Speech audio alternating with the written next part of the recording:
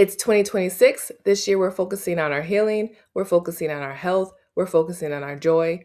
We're not waiting for these things to magically appear or spontaneously happen. We are being intentional and determined in accomplishing the goals that we're setting for ourselves. There are many paths to get towards our goals, but to have a plan can help us get there in the most direct and steadfast way. And I just want to talk about one plan, one resource you can use in setting goals and then accomplishing your goals. And that's very basic and simple. You may have heard it before. This is review. If it's brand new for you, it's a model that you'll be able to pick up very easily to develop SMART goals. And SMART goals stands for specific, measurable, attainable, relevant, and time limited goals. And we're just going to quickly go through them. And then you can go ahead and think about the goals that you're setting for yourself and how you can break them down into SMART goals to help them to be more achievable for you. So, the first part of that is that we are developing goals that are specific. We can have a large overall goal or a broad goal, and then we're going to break that up into more manageable steps. But we can't just have this big goal and then it's so large that it can feel overwhelming or stressful to us. It's going to be harder for us to accomplish.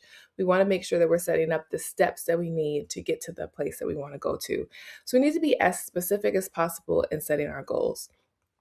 An example, I want to pay down $10,000 in credit card debt.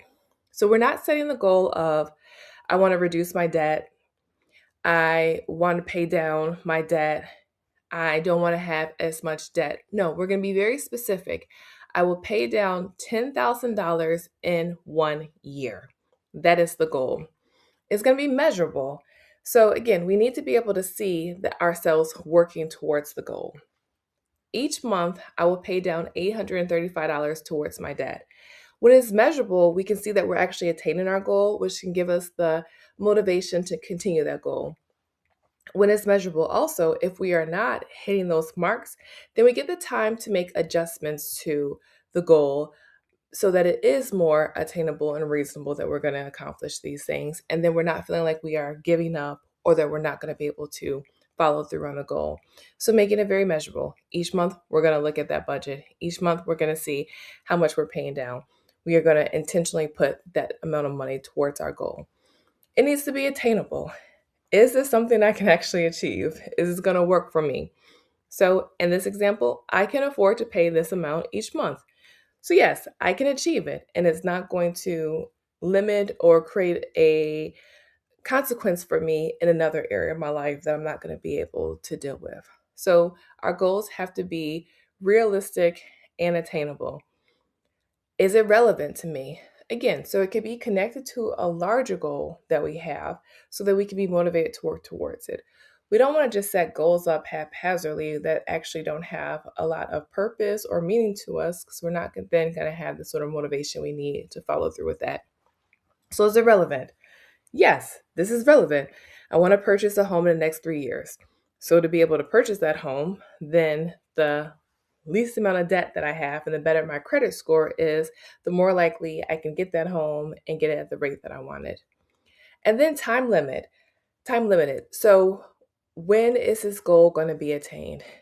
We don't want to be working on the same goal forever and ever and ever. This is a goal that is set up for 1 year. And the next year, this is what I'm going to accomplish.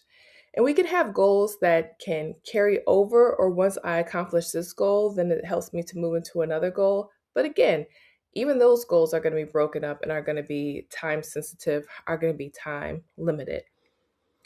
And when we're thinking about the time limited goal and we're trying to focus or funnel down what our goal is, we can think about in 10 years, what do I want my life to look like?